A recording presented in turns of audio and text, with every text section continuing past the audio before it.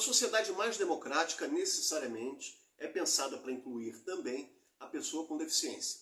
Da mesma forma, quando a gente consegue utilizar serviços públicos de qualidade, a gente o considera acessível. Os termos acessibilidade e democratização em muitos aspectos se misturam conceitualmente, mas dentro da escrita de um projeto cultural ou social, eles estão bem demarcados. Vem comigo até o fim que eu vou esclarecer de uma vez por toda o que são medidas de acessibilidade e democratização. Esse é um vídeo para assistir parando, fazendo anotações, porque certamente você vai usar na escrita do seu próximo edital. Por isso, vale muito a pena também você se inscrever no canal e habilitar as notificações para continuar recebendo esse tipo de conteúdo. Vamos começar com democratização. O princípio básico desse item é oportunizar o seu projeto a pessoas e segmentos que estão historicamente excluídos do aproveitamento desse tipo de ação, seja por um obstáculo econômico, de transporte, ou por uma dificuldade de locomoção.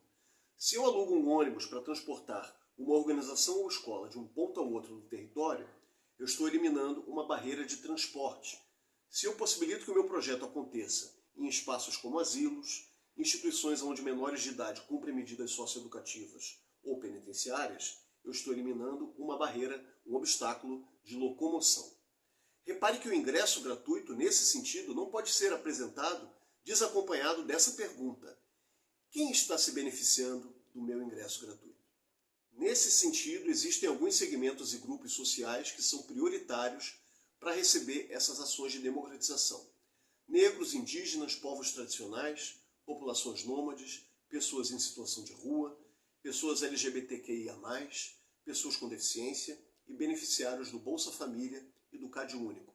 Você também pode citar beneficiários dos programas sociais da sua cidade ou estado, se for o caso. Esse é o direcionamento de democratização de caráter social. Esses segmentos são diretamente citados na mais recente instrução normativa da Lei Rouanet, que costuma pautar o desenvolvimento e a conceituação de praticamente todas as ferramentas de fomento à cultura. No direcionamento de democratização de caráter educativo, você pode disponibilizar o seu projeto para alunos da rede pública de ensino, seja no nível fundamental, médio ou superior. Você fortalece a sua ação se esse acesso envolver a locação de um ônibus de uma região periférica do território. Alugando esse transporte, é importante também que você disponibilize um lanche para cada pessoa. A gente não pode esquecer que a merenda escolar é, ao lado do Bolsa Família, uma ferramenta de segurança alimentar que o país dispõe. Afinal, o deslocamento até o seu evento pode afetar o fornecimento dessa merenda, que acontece, logicamente, na própria escola. Outras ações podem ser consideradas também como atuação em democratização. 1. Realizar ação cultural voltada ao público infantil ou infanto-juvenil. 2. Disponibilizar na internet registros audiovisuais dos seus projetos. 3. Atividades paralelas aos projetos, como, por exemplo, ensaios abertos, estágios, cursos, treinamentos, palestras, oficinas e por aí vai. Até aqui eu falei sobre ações de democratização. Agora a gente passa a falar especificamente sobre ações de acessibilidade.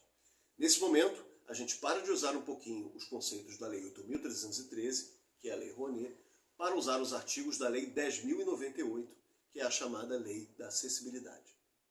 Nesse campo de ações de acessibilidade, você vai relatar as medidas de tradução, recepção e acolhimento a pessoas com deficiência, nos campos visual, motor, auditivo, mental, além também dos casos de paralisia cerebral. Por sinal, pessoa com deficiência é o termo que hoje é entendido como mais respeitoso e correto a ser utilizado na vida e na escrita dos projetos. Por isso, é bom riscar do seu caderno termos como surdo-mudo ou deficiente físico, por exemplo. E antes de falar o que você pode disponibilizar de recurso, é fundamental dizer que a medida de acessibilidade mais importante é precisamente a mais barata.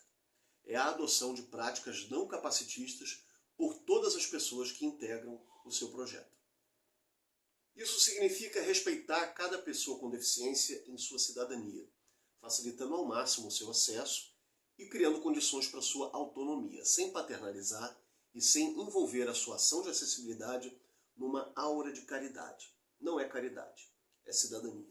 É o que a gente chama de acessibilidade atitudinal. Na parte de comunicação, essas são algumas medidas que você pode adotar. Linguagem brasileira de sinais, quando você destina ali um intérprete, sistema Braille e sistema de sinalização ou comunicação tátil, audiodescrição de preferência com supervisão prévia de uma pessoa surda e legendas para surdos e ensurdecidos, também conhecido como closed caption.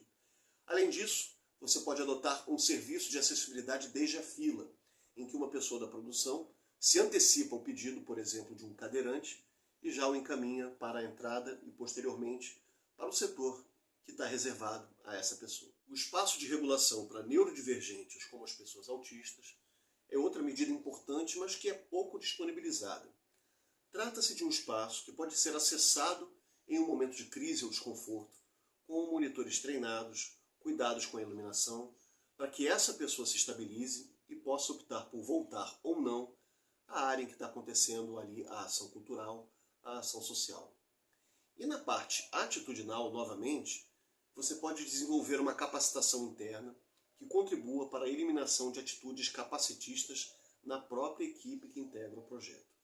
E por fim, na parte de acessibilidade física, é importante disponibilizar rotas acessíveis, com um espaço de manobra para cadeira de rodas, rampas piso tátil, corrimãos e guarda-corpos, sinalização clara, banheiros adaptados, assentos para pessoas obesas e iluminação adequada.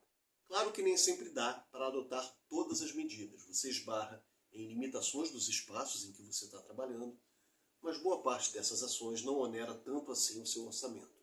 É um investimento, como se fala. Você atende a um segmento que certamente é mais amplo do que você imagina e torna o seu projeto ainda mais relevante. Não deixe de acompanhar também a playlist de acessibilidade cultural aqui do canal. O link está na descrição do vídeo. Gostaram de finalmente saber a diferença que existe entre ações de acessibilidade e democratização?